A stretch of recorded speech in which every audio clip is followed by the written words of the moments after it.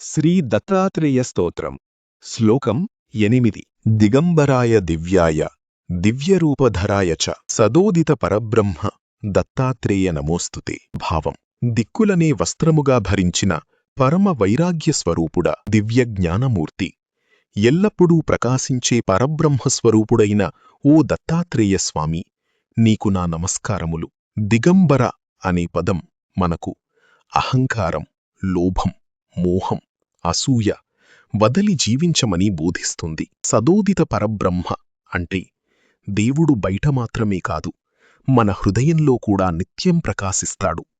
ధ్యానం, భక్తి, గురుకృప ద్వారా ఆ వెలుగును అనుభవించవచ్చు. ఓ దత్తాత్రేయ, నీకు నా నమస్కారములు. ఇది కేవలం వందనం కాదు, ఇది శరణాగతి, భక్తి, జ్ఞానాన్వేషణ, అహంకార సమర్పణ.